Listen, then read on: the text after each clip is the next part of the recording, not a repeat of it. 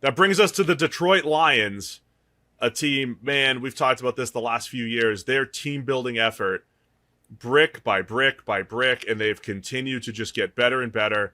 And the results have gotten better and better. From a team that was picking number 2 overall to a team that was on the very outskirts of the playoffs in 2022, one game away. Remember, they played Sunday Night Football thinking they might have a chance to play for a playoff spot, but Seattle lost, and or Seattle won against the Rams in the afternoon. And then the Lions last year make it to the NFC Championship, finally win a playoff game for the first time in 30 years, and then plays away from going to the Super Bowl.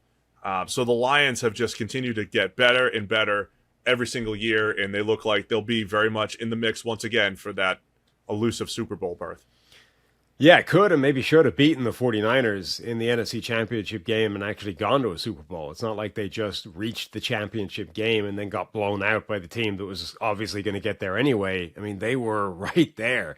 And so obviously this is one of those teams where the best case scenario is championship, right? Is they get past the NFC Championship game this year and they make it to a Super Bowl and either win or lose. But Detroit Lions, amazing to say, given where they've been, previous years, the Detroit Lions are one of the favorites in the NFC and a team that should absolutely be looking at a Super Bowl as the goal this season. So can't say enough about the job that they've done. Dan Campbell, Brad Holmes, what they've done in putting this roster together, the way they approach it, the coaching, keeping Ben Johnson in the building as offensive coordinator, his willingness to stay there at what is a good sort of situation rather than taking what may be a less than ideal head coaching availability each offseason, and trying to do this here in Detroit and restore the roar, right? Win a championship. Love it, Sam. That restore the roar. I mean, I've loved it because it felt like they specifically started in the trenches, and now we're sitting here years later. It looks like the best offensive line in the league, right? At worst, they're on paper a top 3 offensive line, but top to bottom with Taylor Decker and Penei Sewell at tackle, not only one of the best tackle duos in the NFL, Sewell a rising star. Both of them paid this offseason and locked up for the next few years. Sewell for 6 years. The guards, Graham Glasgow and Kevin Zeitler, bringing Zeitler just as a 1-year filler. I mean, he's probably the worst player on the line, and he'd be maybe the second best offensive lineman for a whole bunch of other offensive lines around the NFL. Frank Ragnow being one of the best centers in the NFL. So that as a foundation is great.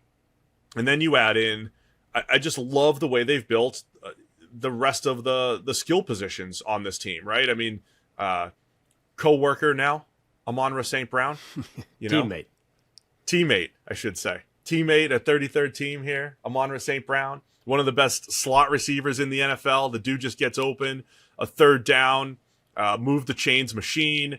All the Jamison Williams hype with his speed and ability to stretch the field, and we saw flashes of that last season. Jahmyr Gibbs coming out of the backfield, Sam Laporta last year at tight end, and his ability to create mismatches. It is just a very good, well-rounded offense. Yeah, it's really difficult to poke holes in what they've done from a team-building point of view, even down to like the players that they're prioritizing to lock up long-term. They've built the team in a very similar way to, I think, what we would say is sort of optimal strategy. They're future-proofing it in an optimal way as well, in terms of identifying the most important players, the most important positions, locking these guys up long-term. Like everything so far about this project that Detroit has undertaken, which, to be clear, remember way back at the start, these guys were handed long-term deals. They were sort of telling the Lions ownership, this is going to be a multi-year process here. From day one, they had buy-in. They're now seeing like the fruits of that labor, and they're being justified and rewarded for it.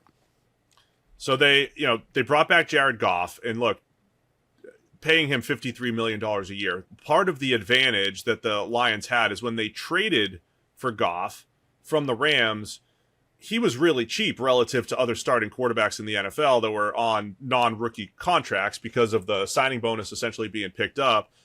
This could hurt their team building going forward, but it hasn't affected them yet. I mean, they've still been able to lock up these other players. Aiden Hutchinson's coming down the pike, soon, but it hasn't hindered their ability to keep the talent around him. That's usually the concern when you start paying $50 million for the quarterback. But not only have they locked Goff up, but they did it for good reason. I mean, they're getting the best football out of Goff the last year and a half or so. When you talk about stretches of play in his career, the 2018 Super Bowl run with the Rams, last year with the Lions, outside of a stretch of maybe 3 or 4 games, Goff was really, really good. Playing clean football, running Ben Johnson's offense to perfection. And the offense is just a thing of beauty, the way it mixes the run, mixes the pass, and takes advantage of all these player skill sets. So I'm expecting another top-notch, elite type of offense here from the Lions this season. Yeah, absolutely. There's no reason to think it won't be. Positive side, the best case scenario for them, I think, is Super Bowl, looking phenomenal. Worst case scenario, I think, is you get low-end Jared Goff season. That's the only thing I can really think of. Obviously, outside of the X factor and the random variable that is injuries that can take any team down. But outside of that, the only thing I can really see with a chance to go wrong is you get just a bad season from Jared Goff. And even last year, Goff was like arguably all-pro caliber outside of a few random games. And it was like three games and 4 outings or something where you just got this terrible Goff performance. It's like, where's that guy been? That was, worst Rams Jared Goff. And he'd been generally completely different player in Detroit, but he showed up randomly for like a month last season. If they get that guy or a version of that for this season, that can definitely undermine everything. And it's the kind of thing that can be the difference between going to the Super Bowl and not. You're leaning into it's a potential worst case scenario, right? Yeah. The low end of Goff. I mean, the other piece too, I would say, we'll just touch on worst case scenario right now. The defensive side of the ball, right? They were fine overall, but there was definitely, I thought they did a nice job making in-game adjustments, but there was definitely chunks of games where it was like, man, they're getting picked apart because it was only Aiden Hutchinson who could get pressure up front. The secondary was beat up and depleted, and they were just giving up too many big plays last year at one point. But I think that's why I'm so excited for what the Lions have done this offseason. It feels like every single potential hole, just adding in a DJ Reader on the defensive line, trading for Carlton Davis III to play corner, and then drafting 2 corners in Terrion Arnold and Ennis Rakestraw. I mean, they have taken those few pieces that could lead to a worst-case scenario and seemingly tidied them up. So just to finish the thought, though, the back 7 had some issues last year. If those continue, maybe they don't get the second pass rusher opposite Aiden Hutchinson. I do think that leads into, a lot of pressure on guys like Marcus Davenport and James Houston to provide that, DJ Reader to push the pocket. But I guess worst case would be Goff regression, which is always in the range of outcomes, and the secondary really not taking the step forward from last year. But I'll be honest, I love the moves that the Lions have made to make sure that doesn't happen. Yeah, like they've done such a good job, not just this offseason, but like the last couple of years of pivoting or going to plan B, and trying to mitigate decisions that haven't necessarily worked. Because we're praising this whole project from start to finish, but it's not like everything they've done has worked, right? They've made mistakes, but what's been really impressive is they've quickly identified those mistakes, done a really good job of fixing it, right? And finding a way of going around that and pivoting to a different plan B or C at a certain position. But at some point you need at some point you need the player, right? So you might swing and miss a couple of times. Like at some point you have to connect with the ball. Otherwise you're going to get struck out and it's not going to work, right? So the secondary, they did a really good job of pivoting multiple times now. But one of these players sooner or later needs to actually work out. Otherwise that will remain a problem spot. And that's, I guess, the other sort of area. The Jared Goff down year is the obvious potential bear trap for them. But if they simply don't solve one of these problem spots, the other edge rusher position or cornerback, that can still haunt them. Back to best case scenario again, all the moves pay off. I mean, they went from number 2 overall pick to a 9-win team to plays away from being in the Super Bowl. they could continue that progression, right? They are good enough to make it to the Super Bowl and I think win it. So that's a possibility this year for the Lions. I think it would take Aiden Hutchinson having help up front. They took the 1-year flyer on a Marcus Davenport, who's never played over 500 snaps in his career. But when he's healthy, he's a good, effective pass rusher. He's a pretty good player as a complementary piece. If he could be the guy to supply that opposite Aiden Hutchinson. Alim McNeil had a breakout season last year. DJ Reader, when he's healthy, impossible to move at the point of attack. And those two big dudes pushing the pocket on the interior, I think adds a lot. James Houston, back in 22, had that incredible 100-snap stretch where he looked unblockable as a pass rusher. So there's a lot of what-ifs there, especially at edge. But you just need like one of those guys to hit to provide some help for Aiden Hutchinson, who has become one of the best edge rushers in the NFL. And again, from a secondary standpoint, a mix of Carlton Davis the third has been just like a really steady, effective corner. And getting him for a mid-round pick and paying him $14 million for 1 year, I mean, it's a pretty good deal for the Lions trying to make a Super Bowl run while also drafting 2 corners for the future there. So I think they've got the pieces in the secondary to be better, to have the pieces up front to rush the passer better, and I think the offense is probably, I don't know, as well-rounded as any offense in the NFL.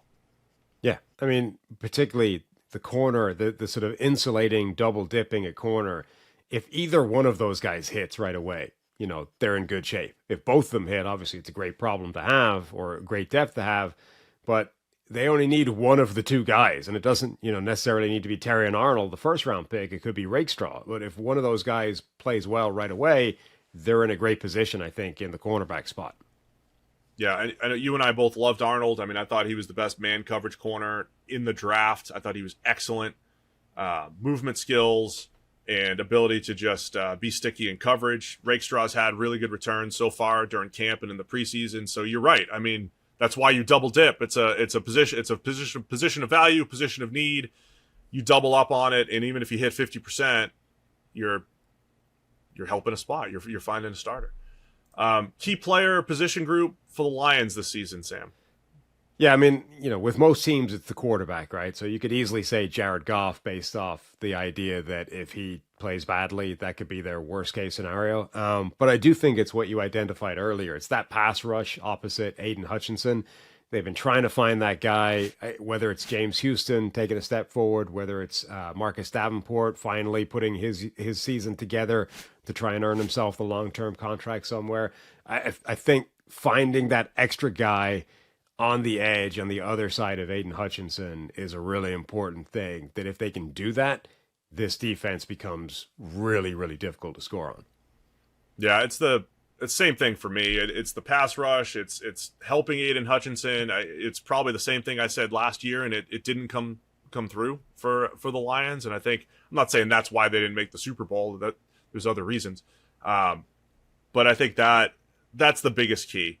If they're a little bit more consistent on defense and as explosive as they are on offense, and by the way, the thing that ties this whole thing together, I think Dan Campbell and his aggressiveness, I don't think it's blind aggressiveness. I think it's the right moves, man. I mean, him going for 4th downs and treating 3rd down differently, I think all that ties into how dangerous the Lions are. But if they don't have that second, maybe 3rd pass rusher, makes it a little bit more difficult on the defensive side of the ball. I'm curious to know what happens around prediction time, because we're in rarefied air here, I think, as the Lions are the favorite in the North, but it's a good North. I mean, it's a good group of teams, as I've said.